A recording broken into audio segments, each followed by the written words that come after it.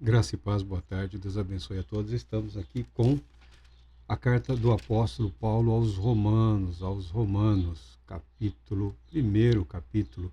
Quando falamos sobre o primeiro capítulo da carta do apóstolo Paulo aos Romanos, verso 18, que diz: Portanto, a ira de Deus se revela dos céus contra toda a impiedade e injustiça dos homens, que suprimem a verdade pela injustiça humana.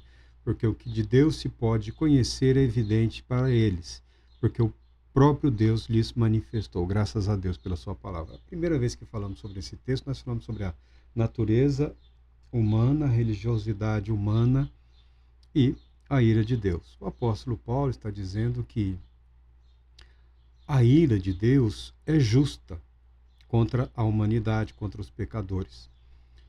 A ira de Deus é um dos atributos da justiça de Deus. Não tem como Deus não irar-se, porque Deus é absolutamente justo.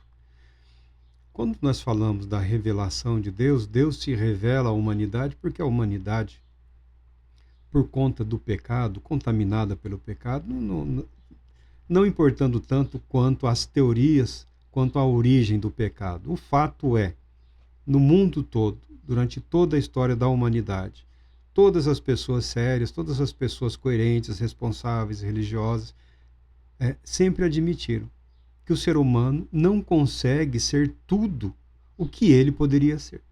A humanidade podia ser algo muito mais magnífico para a glória de Deus. E a humanidade nunca conseguiu isso tudo. Em alguns momentos, uma civilização aqui, outra civilização aqui, um reino aqui, um reino do outro lado, conseguiram realizar algo muito bonito, algo grandioso, algo assim, em termos arquitetônicos, em termos de organização política, econômica e tal, mas sempre à custa de muito sangue, da exploração de milhões e milhões. Nunca foi diferente.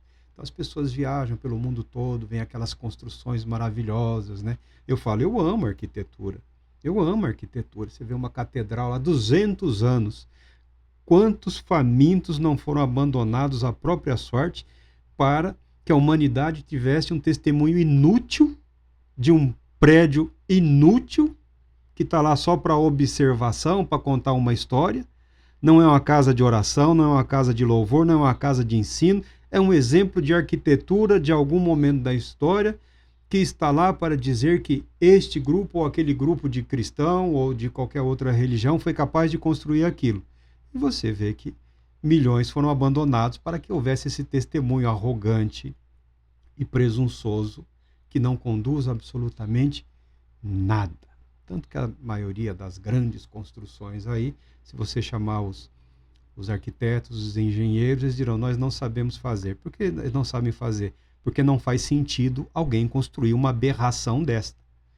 Porque se gastaria milhões e milhões e milhões e milhões num prédio para abrigar 500 pessoas, 1.500 pessoas, 2.000 pessoas, 5.000 pessoas, sendo que você poderia fazer 10 prédios desses, ou 100 prédios desses, ou 1.000 prédios desses que atenderiam a mesma finalidade, se o problema é culto, e também ainda servir de escola, servir de creche, servir de hospital, servir de tantas outras coisas, por 10% do que foi gasto nessa fantasia. Essa é a história da humanidade, a história das religiões.